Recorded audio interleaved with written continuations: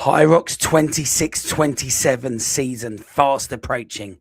Promise of change and a waiting community needing some clarity.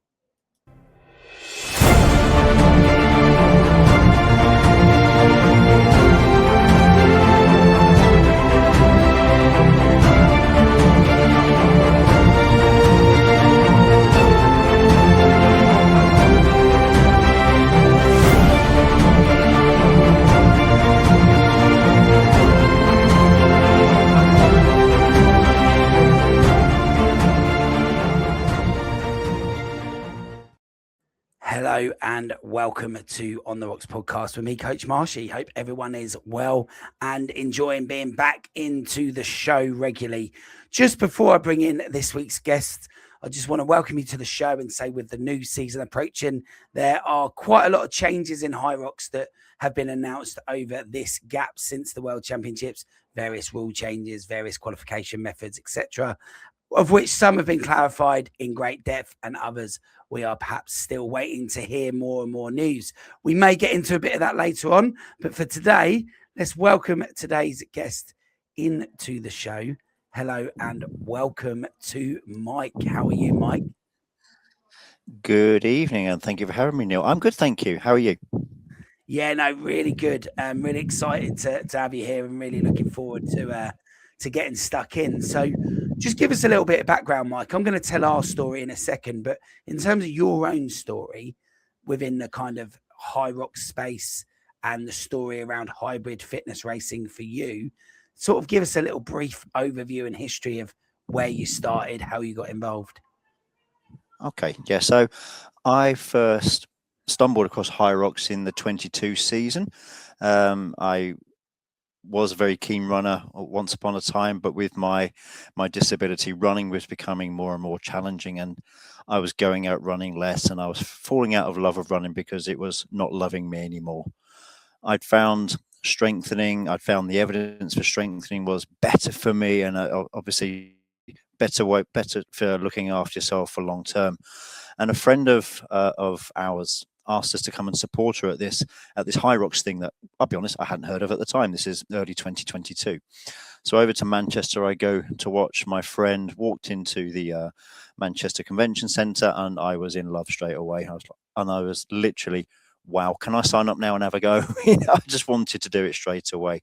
Supported my friend, loved it, loved the setup, loved the production, loved the professionalism, and I signed up to my next race in the start of the next season. So Birmingham 2022, I was down at the NEC giving it a go. Even before the adaptive categories came along, there was always going to be a problem for me completing some of the standards. So I had to reach out and say, I can't achieve the standards. So way before adaptive came along, I had to go at a couple of single races, found them a real struggle because of my disability, and did lots of doubles. And fast forward to the adaptive categories, and here I am today in 26, 27, ready to go for my, fifth season? Brilliant. Yeah, brilliant. That's a great overview. And you're obviously a bit of what I would class as an early adopter within the UK space for sure. And I always like to try and inform the listeners if we have a previous relationship. And it was that same arena that you talked about, Manchester, where we actually first met on a World Championship Saturday, I believe, where I was with one of my coaches, Carol, who was competing in her World Championships. And then you guys came up to me and tapped me on the shoulder in my purple top and said, "Are you Neil Marsh, the Purple Army?"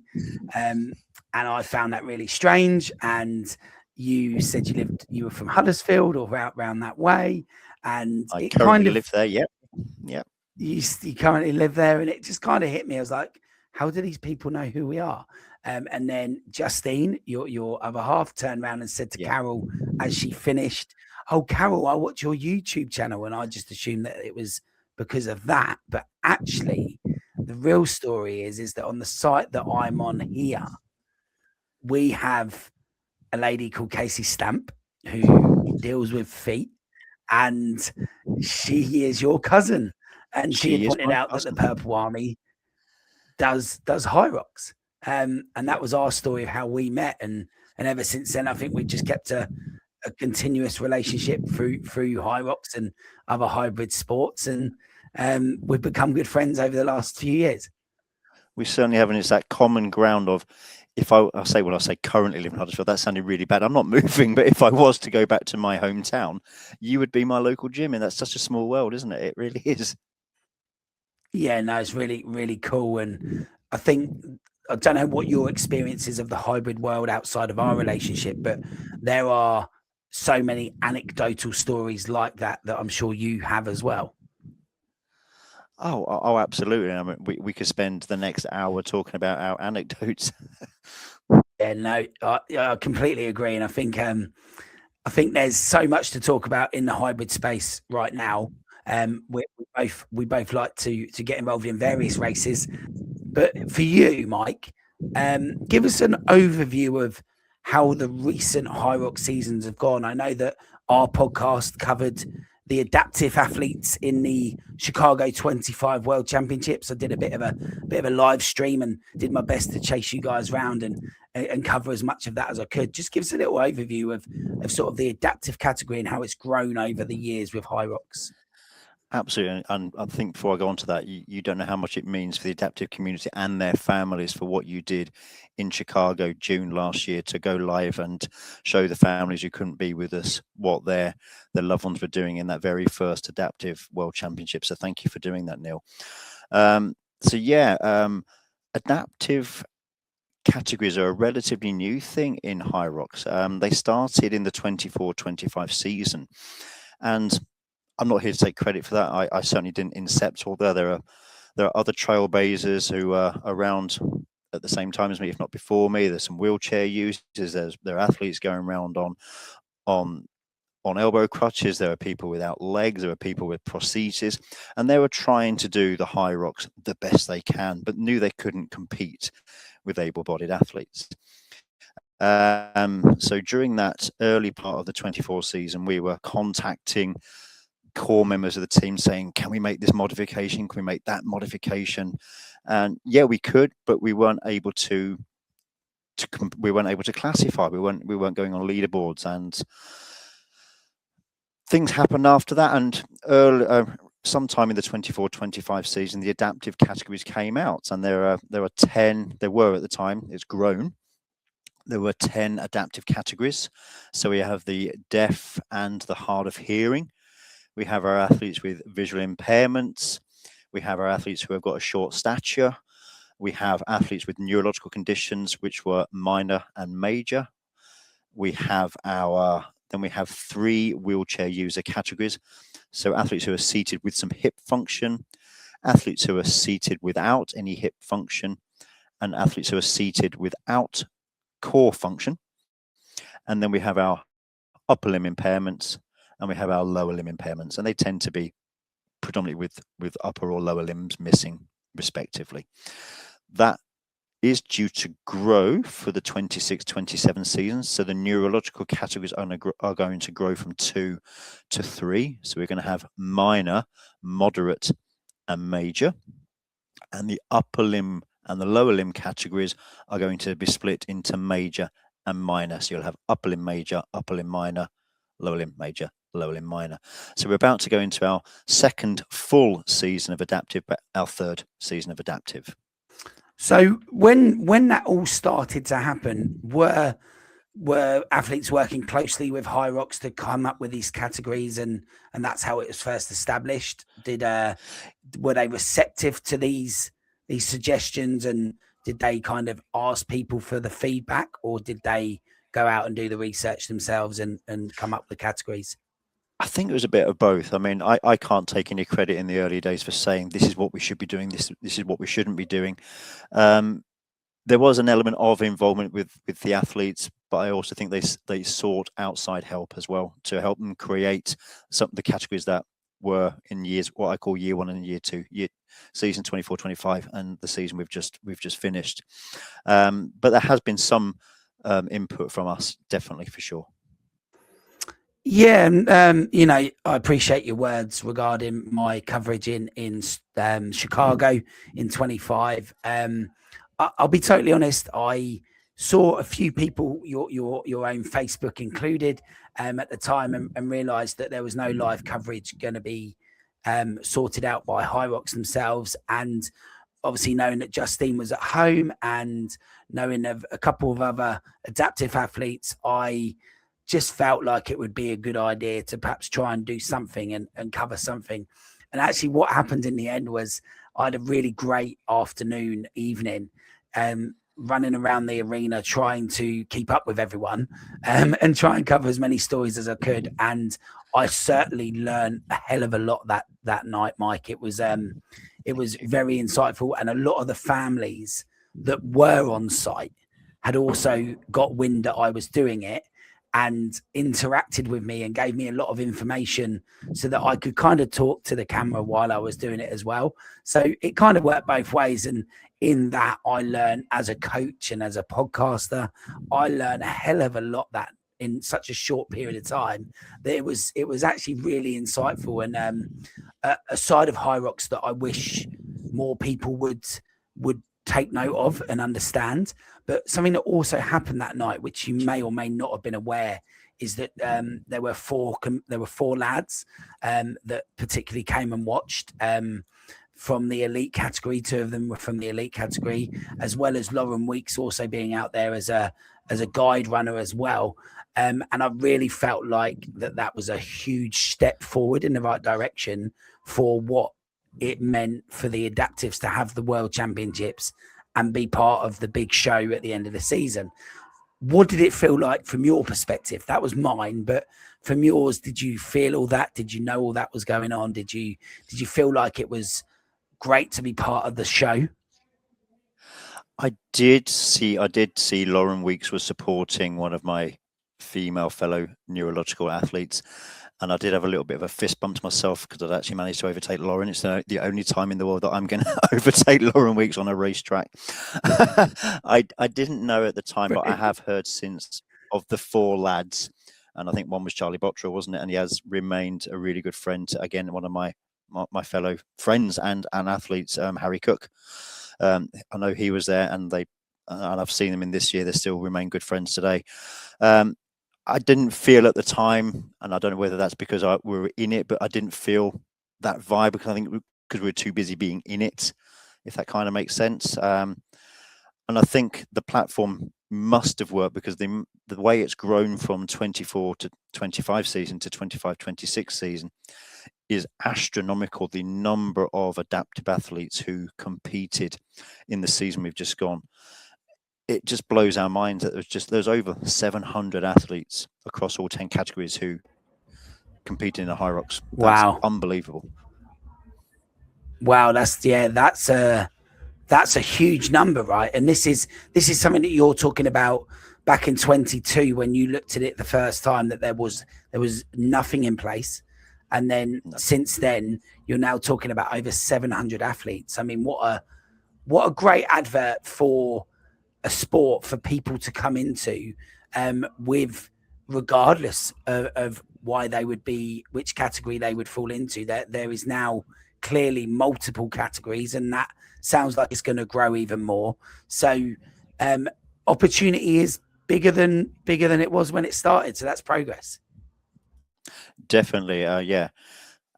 Without the risk of repeating what you just said, it can only grow. I can only see it growing. I think with the passage of time, the more seasons we come before us, we're just going to see more and more adaptive athletes giving it a go because of what we did in that first Chicago World Championships, and we were called trailblazers because we set the way for future athletes to show them what can be done.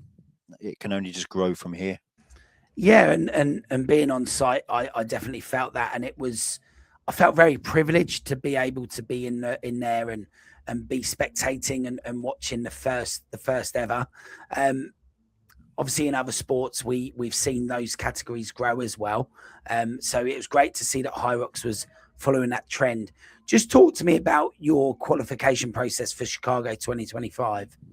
So yeah, because it wasn't its first full season, but certainly our first season with the categories coming through.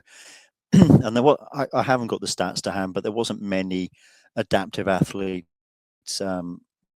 performing in that season. I think it would be double figures, and HYROX agreed that they would take the top 3 athletes from each of those categories, both male and 3 female, to the World Championships, and that was just a dream, not even a dream come true. It was a pinch me moment. We spent the whole time I was there, it was just, I was taking it all in, because I, for the first time in my life, got to represent my country doing a sport, something I never thought I'd be able to do. And I was just proud of myself, if that sounds a bit too up my own backside, I hope not, but proud of what me as somebody living with a disability could do. And I still look back very fondly of that time in Chicago last year, of what I did, sorry. And that opportunity was phenomenal. And we were told we were trailblazers. It's only going to get bigger and better from here. And we were so excited. Yeah, and you know, I think what you just said regarding representing your country in a sport, and being proud of that moment. I think, you know, talk to anyone who's been involved in sport and give them the opportunity to represent their country, right? You're gonna chew anyone's arm off at the opportunity. I certainly would, and I think to be proud of that is something that's really important in sport. And I think across the whole of HYROX, you know, with the age categories as well, that opportunity has now been given where people can actually, at an elite level within their categories, can represent their country. And we've seen some amazing stories come out of that across the whole HYROX space. And like you said, it seemed like an exciting time. And I do remember the final moments when it was David who finished, and there was a big moment there where everyone came in, and you just felt this can only go up from here. And the way you say it sounds like the categories are looking to increase. And you said that for 2025, you qualified if you were the top 3, male or female, within each of the categories that were given, right? So fast forward a season, we go into 2026 and we're hoping to see this move forward and this to grow. What was the qualification process for Stockholm? I can only start with the word sadly. It was exactly the same. So if I rewind the tape back to 2025, the top 3 in each category were invited to Chicago. I know in my category, which I was currently a neurological minor athlete, there was 5 men who competed, and I came in the top 3. So it felt fair to be taking that sort of percentage of athletes to Chicago.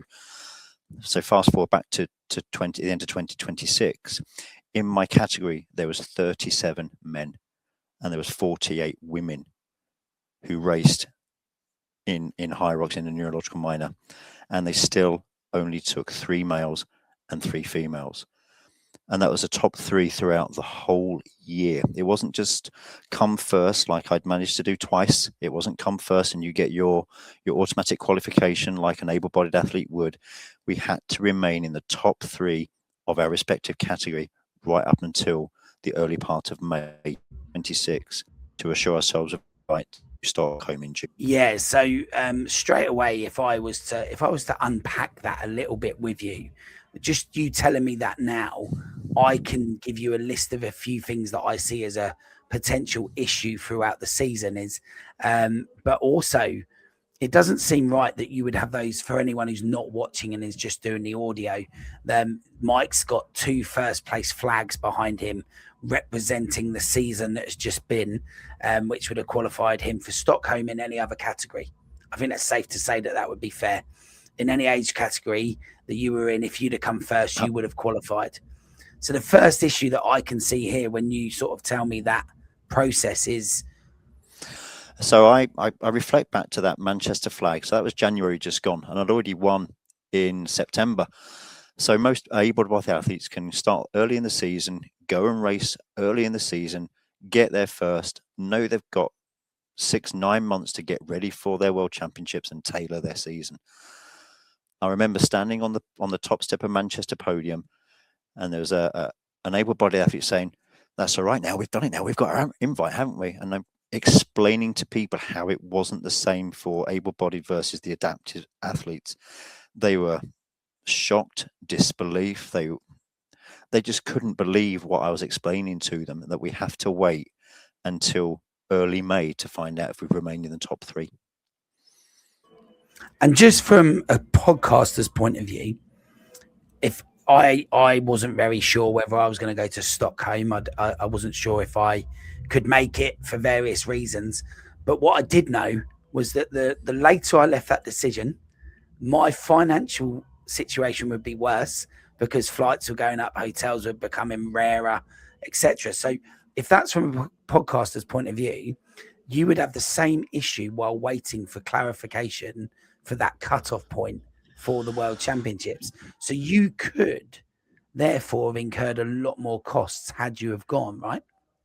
Yeah. And my fellow athletes who were fortunate enough to qualify were voicing that we are a community. We have chat forums. We talk to each other. So those who had managed to get their qualification process were saying flights this week were X £100. They're now going into the thousands.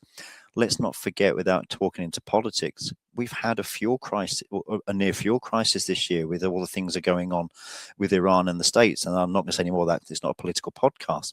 But we know the cost of fuel has increased, and therefore that's had an impact on flights and things like that. So again, we've not been able to book our flights before Christmas and say, yep, we've qualified. We've had to wait till May when fuel is at its most expensive. And the longer you leave hotels, they get more and more expensive because they're closer to the date. And let's also not forget, our wheelchair users can't just go and book a flight like that. And they need to make sure they can get their wheelchairs on aeroplanes. They need to make sure that the hotels that they are booking into can take wheelchair users and therefore are accessible. And speaking to some of my wheelchair user athlete friends, they're saying sometimes they say they're accessible, but they're not. So they really haven't got their time to do their research to find out whether the hotels they're looking to go into will be accessible for them. So that is, you're right, that's another added issue for leaving it till 6 weeks out to start booking those flights and accommodation and time for our day jobs as well. So from a performance perspective, Mike, from a coaching point of view and the athlete, preparation time for Worlds is going to be limited to maybe 4 weeks, maybe a little bit more if you kind of take into account the remaining possible opportunities for qualification. But that's going to be limited to you as an athlete in terms of your preparation time. Absolutely. So for the season just gone, our cutoff was the May bank holiday, around about the 5th, 6th of May. So think of that in UK races. Cardiff was our last chance saloon. Once we'd done Cardiff, we couldn't qualify. After Cardiff, I apologise, we couldn't qualify. So again, slightly at a disadvantage to able-bodied athletes because they had further in the season. They could go to races like Berlin and things like that, and then that still would have counted. There's pros and cons to that. Qualifying 2 weeks out, does that give the body a chance to rest and recover? Probably not. So probably the 6 week mark is probably about as tight as you'd want to leave it for qualifying for Worlds. But let's also not forget, a lot of our adaptive athletes, myself included, live with what we call degenerative conditions. They worsen with time and age, and they need more time to recover from that. So anyone with a neurological condition needs more time between races. So with those cut-offs in mind, so what you said earlier in the show was that the top 3 could qualify, but you gave a number that was much greater than that compared to the 25 season. So in terms of the qualification process, do you feel that if you win an event, like in any able-bodied category, that should give you a place to Worlds? Absolutely. All adaptive athletes want is fairness and parity. If an able-bodied athlete can win their race and go to Worlds, we feel as an adaptive community, adaptive athletes should be offered and afforded the same opportunity. We feel we are being treated less favourably than our able-bodied counterparts. So we know each other well, and I've seen a lot of adaptive HYROX compared to most people, I guess, if you like. You know, I've watched you at other events. I've followed David round a few times, and obviously I was there present in 2025 as well. Here's the question, right? We might have some sort of bias, and you're saying the community would like to see, you know, that opportunity of win a race and go. If we took 100 people from the HYROX community that had nothing to do with adaptive athletes, I feel pretty strongly that most would agree with us. I think so, and I can only speak anecdotally. Every time I've spoken to anyone in the community at any event, they feel it's unfair. That they just feel it's unfair, and yeah, just unfair is the word. That's the word I hear. That's not fair. Yeah, Why should it be different for us? Yeah. I totally agree. And so from your experience of those conversations that you have with your fellow athletes, would a solution, and would everyone be happy if there was a designated qualifying position for the first place at any event across the world, just as I believe has been stated for any able-bodied category? There will be a place for every single race that takes part in the 26-27 season. Absolutely. If you can do it, we feel if you can do it for the able-bodied community, then we need to consider the adaptive community. And I think it's worth me mentioning here as well, Neil. You mentioned it earlier that able-bodied are split down into age categories. So you've got your 16, 24s, 25, and 5-year increments, haven't we? Yeah. Not only do adaptive athletes have to remain in the top 3 in their classification, there is no breakdown for age groups either. So people living with a condition in their 20s are racing people living with conditions in their 50s in the top 3. We're known as intersectionality, and I'm going to start using phrases like that. We are looking at one protective characteristic, but we're overlooking other protective characteristics, and that's known as intersectionality. So we are at risk of that. So would a good starting point be to have one qualifying place per win, just to start with? Yes. Because simple answer, yes, Neil. To me, just hearing you talk now and understanding what I can hear from you and understand from what I've seen, there are some very dodgy cans of worms being opened by HYROX if they were to continue in this fashion, because you're starting to bring up things that are just very logical to talk about, very reasonable to talk about. We're not talking about anything that isn't reasonable here. We're just talking about a simple allocation of, if you win an event in your category, you should qualify for Worlds. Absolutely. The same as our able-bodied athletes. Win a race, know you've got your World Championship spot secured. If you want to do some more races, go and do some more races. If you know you've got your qualification, you can therefore tailor, you can rest, you can recover, and tailor your training plans geared for, as we now know, Hong Kong. Yep. But we know we're not going to be able to do that, because once again, for the 26-27 season, we are still being told the top 3 for each for classification will be going to Hong Kong. And if those numbers continue to grow like they have done from year 1 to year 2 to year 3, the proportional representation is just going to get fewer and fewer, and we are going to be marginalised more. And in any sport, that is not the goal right now. That doesn't seem to be the goal in any sport when it comes to any sort of adaptive categories. So here's a question for you. Going back to what you said at the beginning, you used the word sadly, and you also talked about the logistics of getting to Stockholm, and we're talking from a European perspective. You're talking about wheelchair users and accessibility, etc. For anyone in Europe or America to get to Hong Kong, that's going to cause an issue. Yes, absolutely. Again, I always use an able-bodied athlete as a benchmark. It's still going to cost them a significant amount of time and money to get there. They're going to need time off. There's time zones to consider, and then we have to put in what it's like for an adaptive athlete getting their wheelchairs. What is it, a 10, 12-hour flight to Hong Kong, plus even more? I haven't done my homework on that, but it's going to take a lot longer to get to Hong Kong than it is Stockholm and Chicago, respectively, to get those hotels, to those time zone challenges of those adaptive athletes checking in with the hotels. Are they wheelchair accessible? We need time to start planning those journeys. So the question I've got is, where are HYROX on this? And do you know where HYROX are on this?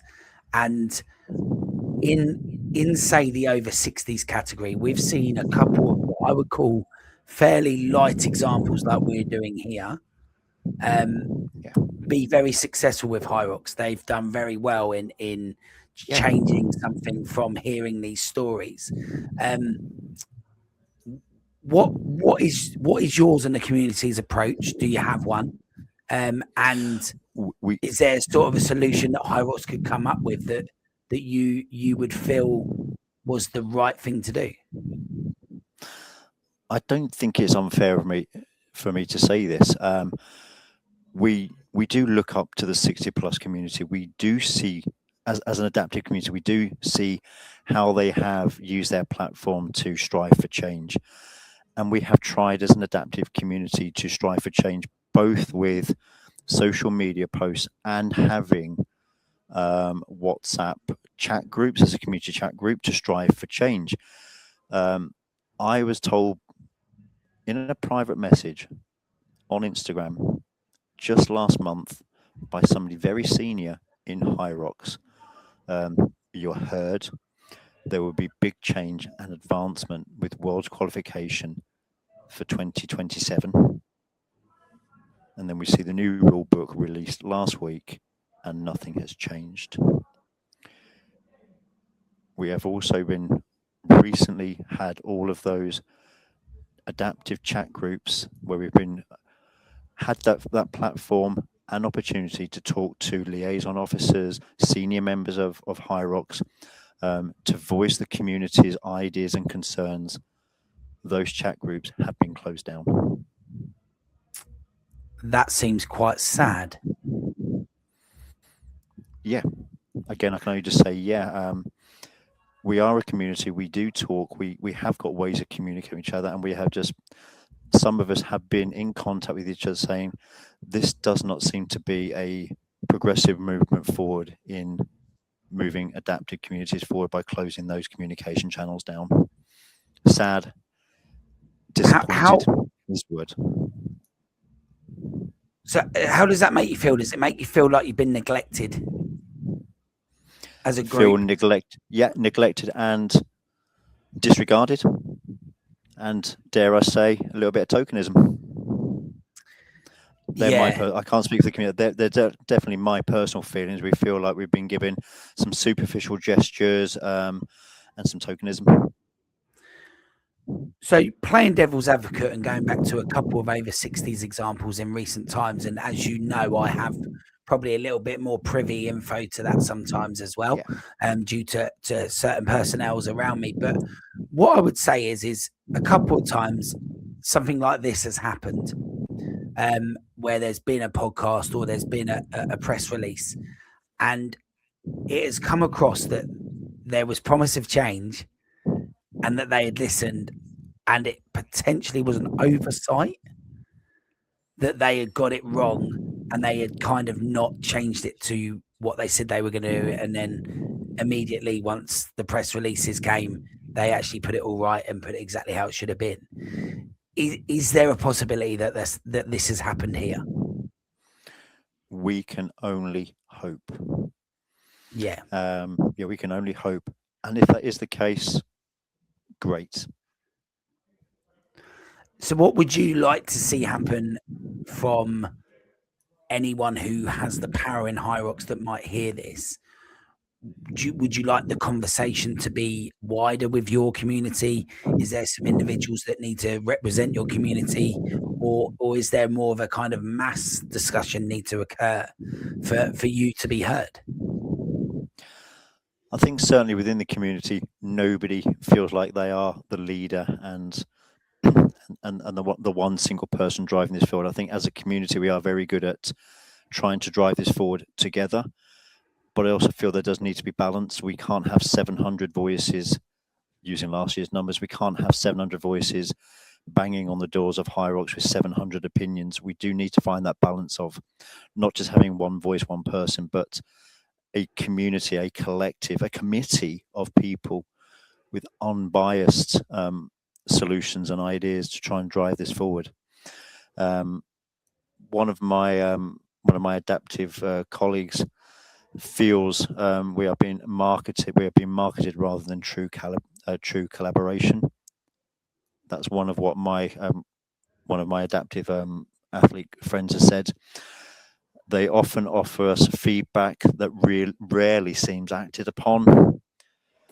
We have so much knowledge, and the feeling is, instead of doing onto us, do it with us. And that's what we want. Do it with us. Ask the experts in the room what we need.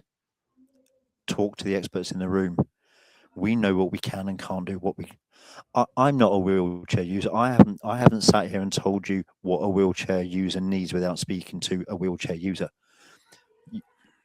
I can't speak to you about what a lower limb impairment with a prosthetic goes through without living next to that person and being in that person's company and seeing what they go through to realize what that stump goes through. We need to understand, and HYROX need to understand what their living community live with. So we need to be involved. Yeah, no, it's interesting. And to be honest, Mike, the feedback from my position here as a podcaster is, had we not have had you on the show to discuss this, my perception would be, oh yeah, Chicago was brilliant, and it's got new categories. There's more categories now, so they're being more considerate, and there's growth, and they're showing that they're trying to grow that area. Whereas actually sometimes the truth underneath the excuse me for paraphrasing, but the marketed side of it, as opposed to the working with the individuals, as you put it, type of thing. Yeah. My perception would be very different had we not have had this conversation. And that's extremely hard to hear, and to not want to stand up for that community, having played a very small part in part of the world champs, but having seen it and seen what it did for people, what it did for people's families, and what it meant to people, like you said earlier, representing your country, the opportunity to do so. I think it's a shame that the story you have to tell is the one that you're telling at the moment. But perhaps HYROX can do what they have shown a few times to do very well, in fairness to them. They seem to be able to correct errors quickly and correct any sort of mistakes quickly. But if you watch certain other podcasts and other shows recently from the elite races, there are some discussions that HYROX are in a bit of a hole when it comes to a few things from the recent World Championships.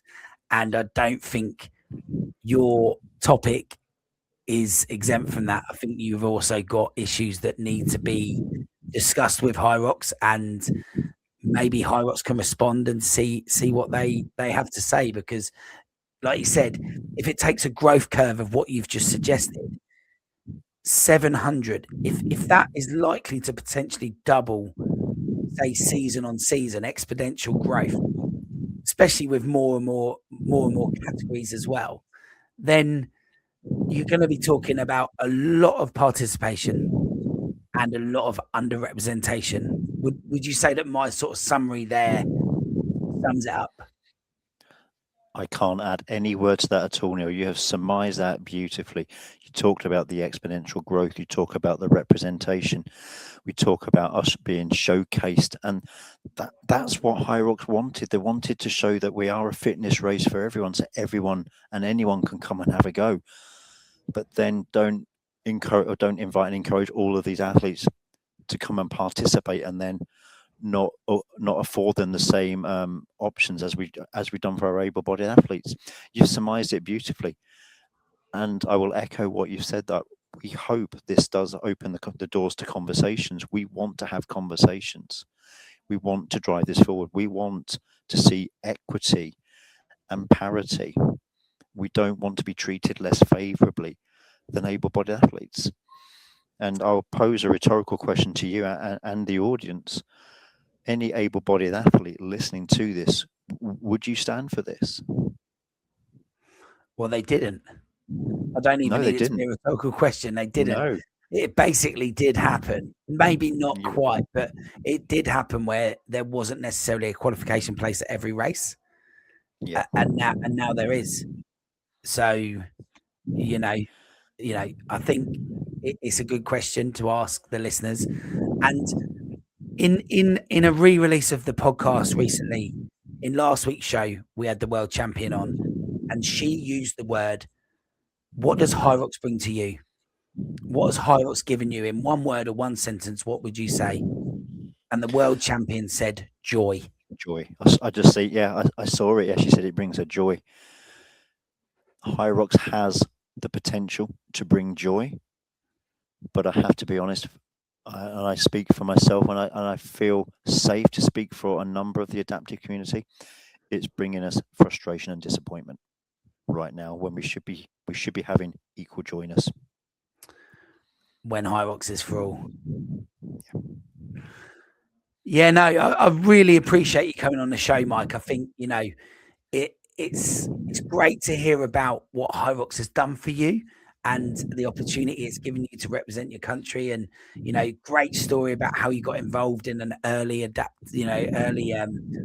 sort of position, and the stories from out there that we are all about. It's great to hear at the beginning of the show. And then as the show's gone on and we've unpacked it, it is a shame to hear how this has gone, especially after covering it in 2025. And I think, to be honest, had I been there in 26, I would have been out there again with my camera and my live stream, and I would have done my best to do the same, I'm sure. Because you kind of feel like you want to do that, because you almost get the FOMO. I had the FOMO to not be there. I wanted to see how those athletes that I followed last year did, and it's a story, and it's great fun to see the progress and everything that goes on, regardless of who you are. So I think, from my point of view, I would have definitely been out there again, and I would say that, great stories from yourself and everything that's happened for you in HYROX, and I hope that can continue for you in the 26-27 season. I do too, and I have to. And this isn't coming from a FOMO position. This is coming from just wanting it to be fair and equal for everyone. If I never qualify again because I'm racing people of my same age and same ability, and I'm not good enough, and I never win a race again, then that's fine. But then it has to be this, as I keep saying, it has to be the same that's afforded to able-bodied athletes. Being at a World Championships is one of my top 3 moments that I've achieved in my life. And I want to be able to do that again, but I want to be able to do it on a level playing field, at the same standards as able-bodied athletes. I'm sorry, I feel like I'm a stock record, but I just want to have that same opportunity to go out there, beat some guys with the same age as me, same ability as me, get that first, and know that I've got time to plan for and save for going to Hong Kong. It would be lovely to be able to go to Hong Kong. Yeah, no, absolutely. It would be. And we'll see how this, hopefully in your favor, unfolds. What I'll say is any listeners out there who are watching, listening, wherever it is you get your podcasts, pop something in the comments on the platform that you're on and let us see what you think. It would be great to see and use the opportunity to see what anyone who's listened thinks to this. you know, even if you think your opinion and your comment won't be read, Mike and myself will definitely read every single comment on every single post, every single reel that involves this episode. We are going to see it.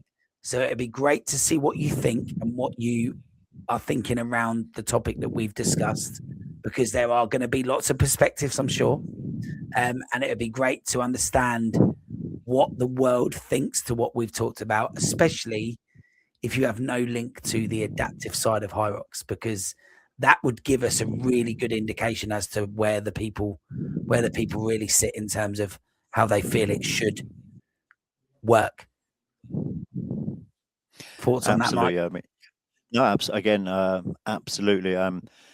It might be thought provoking for some people that might not give it any consideration. They may be also of the same assumption that it is the same whether you are an adaptive athlete or an able-bodied athlete.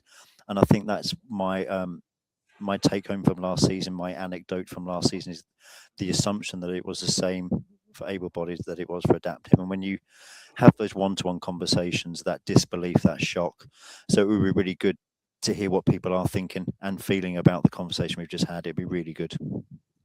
Brilliant. Well, thanks for coming on, Mike. If anyone wants to follow your story, where can they follow you? I am on Instagram. At MikeStamp75. You'll be able to see some of my posts on there. You'll see all my posts. Be able to follow my journey. Yeah. Brilliant. We'll whack it in the description as well. So anyone who's listening and you're not sure, just go and have a little look in the description and it'll be in there as well. But Mike, thanks for coming on the show. Really appreciate your time and really appreciate you sharing that with us today. It's definitely been an eye-opener for me and probably the community as well. And we wish you luck with everything that you pursue with this as well. Thank you so much. And really thank you, Neil, for taking a genuine interest in this situation and bringing me onto your show and giving me the opportunity to highlight it to many more people, which we hope we can do. Thank you so much. Absolutely. And to all the listeners out there, wherever you are, if you like the episode, please like, please comment, please subscribe. We're just the little guys and we want to get messages and stories like this out there so the world can hear them, because believe it or not, there may be someone who's also sitting there in agreement with Mike or any of the other shows that we do. But for now, guys, I just want to say thanks very much for coming. Thanks again, Mike, and for everyone who listened. Thanks for listening, and we look forward to meeting you here and discussing more on the rocks.